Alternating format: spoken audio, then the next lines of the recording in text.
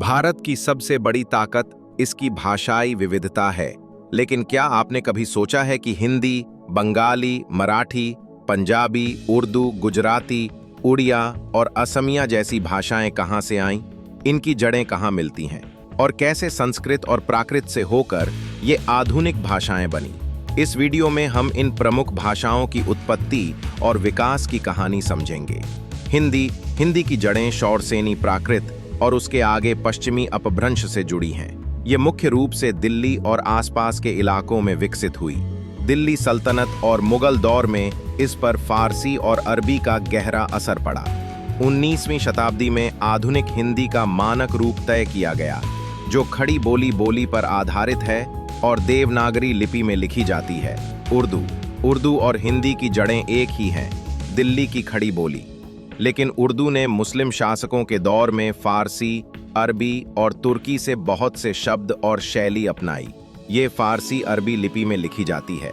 असल में हिंदी और उर्दू एक ही हिंदुस्तानी भाषा के दो रूप हैं, जिन्हें राजनीति और संस्कृति ने अलग अलग पहचान दी।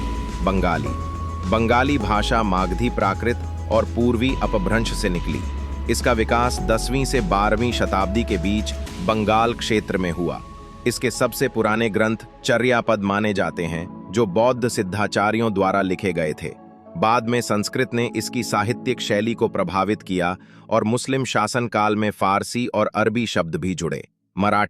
मराठी की जड़ें महाराष्ट्री प्राकृत और उसके बाद के अपभ्रंश में हैं। 8वीं शताब्दी में राष्ट्रकूट काल के अभिलेखों में हमें पुरानी मराठी मिलती है। इस भाषा पर संस्कृत का गहरा प्रभाव रहा और बाद में फारसी अरबी शब्द भी शामिल हुए। ऐतिहासिक रूप से ये मोडी लिपि में लिखी जाती थी, लेकिन आज देवनागरी लिपि का उपयोग होता है। गुजराती भी महाराष्ट्री प्राकृत से निकली, लेकिन यह मराठी से अलग राह पर चली।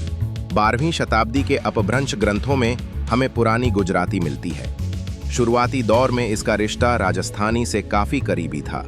14वीं-15वीं शताब्दी तक यह एक स्वतंत्र भाषा के रूप में स्थापित हो गई। पंजाबी शौरसेनी प्राकृत और उत्तर पश्चिमी अपभ्रंश से निकली। लगभग 10वीं शताब्दी में इसका पुराना रूप लहिंडा बोली के रूप में जाना जाता था। मुस्लिम शासन में फारसी और अरबी का असर पड़ा। आज भारत में ये गुरुमुखी लिपि में लिखी जाती है, जबकि पाकिस्तान में शहमुखी यानी फारसी अरबी लिपि का प्रयोग होता है। उड़िया भाषा मागधी प्राकृत और ओद्र अपभ्रंश से विकसित हुई। इसके शुरुआती प्रमाण 10वीं-12वीं शताब्दी के अभिलेखों और चर्यापद में मिलते हैं। उड़िया ने बंगाली और असमिया की तुलना में कई प्राचीन रूपों को बचाकर रखा है। 15वीं शताब्दी में सरला दास ने उड़िया साहित्य को मानक रूप दिया।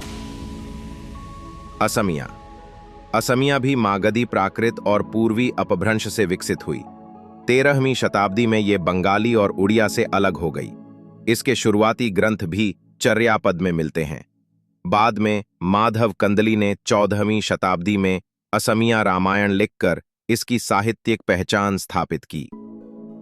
तो देखा आपने कैसे संस्कृत और प्राकृत से होते हुए अपभ्रंश भाषाओं ने जन्म लिया और धीरे धीरे आज की आधुनिक भाषाएं बनी। यही भारत की भाषाई परंपरा को इतना अनोखा और जीवंत बनाता है।